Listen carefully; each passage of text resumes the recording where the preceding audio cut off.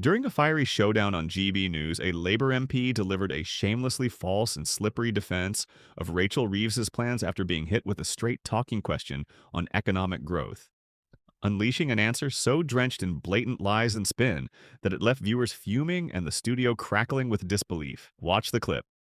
Before starting, subscribe to the channel, like and write your opinion in the comment. Absolutely appalling is that tomorrow we have VJ Day. Tens of thousands of people fought in Birmingham and we should be honouring them, and yet they are saying, the council is saying, take down the Union Jacks, take down the St George flags. It's actually against the government's own website, which is now saying that we should be promoting Union Jack. So this loony Labour council needs to get with the programme. That's the first thing. But the second thing is they should be consistent. The Palestinian flags were flying for 4 months, and yet suddenly they're saying that they're going to take down Union Jack's flags. That's ridiculous. The third thing is if they have got time to be going around taking down our Union Jack flags, why aren't they collecting the bins? Totally the wrong priorities. And the final thing is they should stop lying to residents. Your thing said that they said it was dangerous. It says online that they've told residents that they must take down all these Union Jacks in Northfields and Wheelie Castle because they might be a health and safety risk to motorists. That is a lie, in my opinion, and they should not.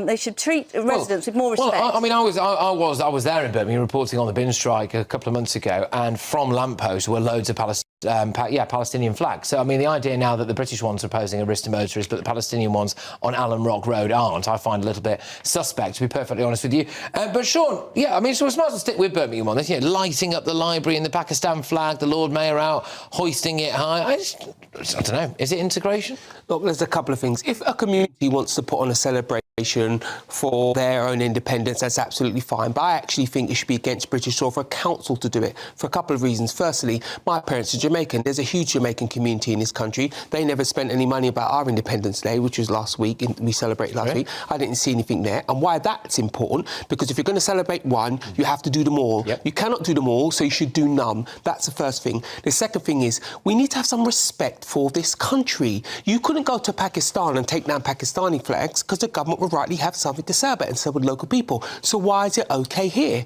It should not be OK here. It should be against the law. Somebody needs to do something about it. It's really important. And the third piece is this. We should make sure that our councils are not inheriting international politics. You might have a very comfortable community here, Pakistani, African, Jamaican, whatever, right? But something they do might ignite something internationally. So we, as a country, should mandate our councils not to have anything to do with it. You listed a number of things that Pakistan could be viewed dimly over. So why is a council spending its money doing that? And I think if I was a cynic, I would suggest somebody saying we should take down British flags, has an agenda. What they should be doing is saying, find the safe way to fly them, not to take them down. Indeed. I don't know if we might be able to... there was the first clip I played there of Wilmslow Road in Manchester, in Fallowfield. It was the very first clip that I put out there, where it was loads of people out in the street. Let's just remind ourselves, shall we? Go on.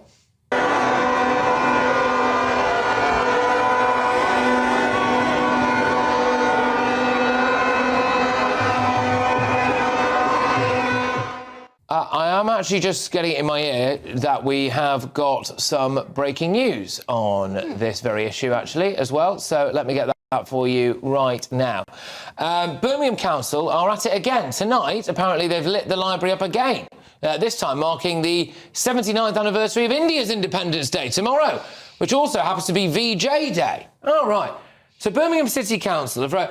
Tonight we will be lighting the Library of Birmingham orange, green and white. It's on your screens now if you're looking at it, to mark the eve of the 79th anniversary of India's Independence Day, which is celebrated on August the 15th. Now, of course, we couldn't preempt anything, but I'm assuming that library is going to be lit up like a Union Jack tomorrow when it's VJ Day. It's going to be lit up in purple, white and green tomorrow for VJ Day, apparently. Okay. Yeah, I'm not Well, at sure least it's why. being I commemorated think they're in the some colours way. that have been adopted for the For the day itself. Well, as long as... But the point, but here's the point: a British celebration should take precedence first, and that should be mandated for our councils to follow. Yeah, OK.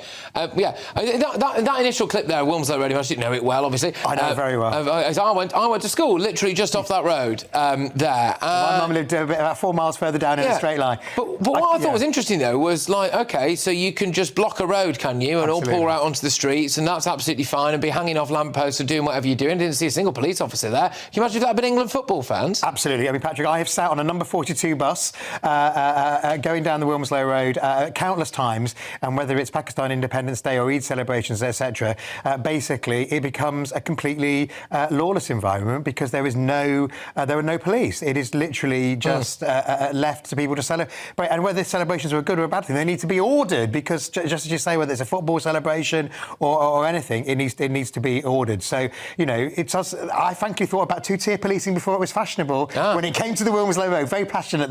Literally been stuck for hours trying to get down what's the main thoroughfare in South Manchester. As far as Birmingham's concerned, I can just say to my Labour colleagues in Birmingham, this is an absolute disgrace. I'm really angry about this. You said in your introduction, Patrick, questioned some of the issues about Pakistan. I double-checked. It is illegal to be lesbian or gay in Pakistan. Right. Yet we have the mayor of what claims to be, I think Manchester is, but what claims to be the second city of our country, celebrating the independence and the government of that country. It's one thing to, I think Eid and multicultural religious festivals should be marked. This is a political celebration of a country which does things that would see me potentially thrown in jail. And yet, I tell you what, if Donald Trump went to Birmingham, I'm not sure he has any plans to, but if he went to Birmingham, I think you'd find that there would be protests on the streets from the council leader and others, saying how right-wing he is. Well, you know what? Pakistan ain't great on many of the liberal causes that, are passionate on my side of the political divide. I mean, I don't know. Look, hey, I could be wrong on this. I don't know. But the implication that I got from that was that people maybe preferred a new, not new, 77 years, independent Pakistan than here in Britain, which begged the question to me, why live here? Well, I mean, I would put it the other way round, though, Patrick. Why in this country would you have any problem with our Union Jacks being up in Northfield in Birmingham? It's the inconsistency of it. Those people in Northfield want to celebrate. They're patriotic. They've got VJ Day tomorrow. Why aren't they allowed to celebrate? They should be supported. They should be supported. Celebration, Sean, of various different... That's the latest thing tonight, by the way. That's the celebrating India's independence. OK. But all of this Pakistan stuff, why is it absolutely, totally, 100% fine in London, Birmingham and Manchester to bring entire streets to a standstill to celebrate Pakistani culture, but it doesn't seem like it's OK to do that always for British culture? And that's the point, isn't it? I say it again. If a community wants to celebrate itself, I come from Notting Hill. I have Notting Hill Garden. It's a celebration of what it is to be a Caribbean. I'm Jamaican. That happens to be our thing. Great. Organised with the police. The days are set aside, etc., etc. As Matthew said, it's an ordered affair. That's the community doing it. Yeah, we started that. But when you're doing things that are trumping what I would term British celebrations, that should be no. And really want to make the point, our councils should not be involved in making political statements outside of their own politics. I get it if you're going to argue about the bin collections, fine, that's your job. But you shouldn't be doing things that have any footprint in international politics. But it's just